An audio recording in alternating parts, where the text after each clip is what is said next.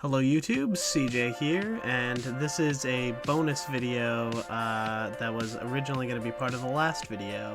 That's mostly just going to be me kind of recommending and quickly talking about other otaku romance anime, or at least anime that I think has those elements.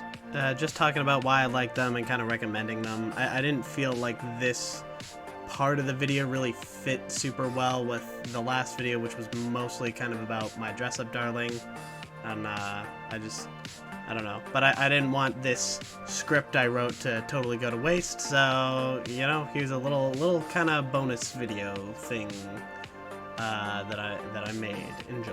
My dress-up darling is not the only romance anime where characters' otaku dynamics play off each other in an interesting way. In fact, probably most romance anime, or anime with romance in them at least, that I personally find appealing is what I would call this type of otaku romance anime. For example, in Miss Kobayashi's Dragon Maid, Kobayashi's interest in maids gets Toru interested as well, and it becomes the catalyst for Kobayashi asking her to move in with her to become a maid. Also, I just really love watching Kobayashi go on these drunken information dumps about maids. I just really like how passionate she gets. Anyways, moving on. I'm also a big fan of the series Watakoi.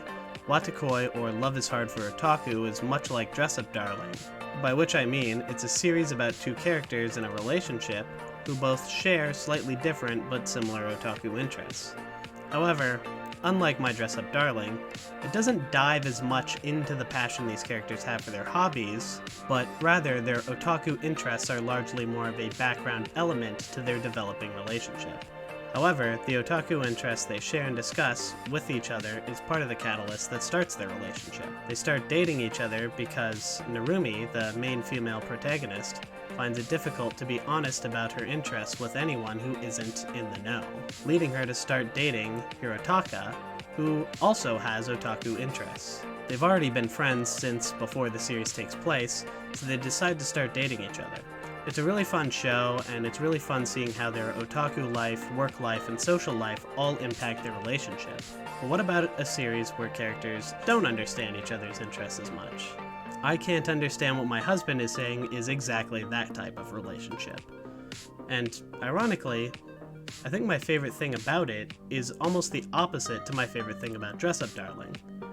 Whereas Dress-Up Darling is about two characters sharing their passion with each other and becoming increasingly invested in each other's interests, I Can't Understand What My Husband Is Saying is more about a married couple in which the wife, Karu, struggles to understand her husband, Hajime's, otaku interests and hobbies. Hajime is a hardcore otaku who constantly references anime and other otaku interests in everyday conversation. Karu is very much not an otaku, but she ultimately still cares about her husband and does her best to understand his lifestyle. Hajime, on the other hand, is not just a one-note otaku character, but is shown to care deeply about his wife and will compromise with her to balance his hobbies with being a good husband. The anime takes place after they are already married, which I love about it, but I also love the flashback glimpses we get of them falling in love beforehand. The flashback shows how they were both people who never really expected to get married in the first place, as they both had difficulties with dating before meeting each other. But as they fall in love, they realize how much they genuinely better each other's lives. It's a genuine, wholesome experience of a show that also has plenty of funny moments in how the characters bounce off each other. I hope you enjoyed this little bonus video. There wasn't really any big point or anything I was necessarily trying to get at with this video, other than I like otaku romance anime, and these are some of the ones that I recommend. But I hope that you enjoyed it nonetheless. And I am going to be working on a Gurren Lagann video soon. That's probably going to take me a very long time to make, but I think it'll be worth it when it's done. So look forward to that whenever that comes out. And I got a lot of other video ideas in the meantime. So yeah, see you in the next video. Bye.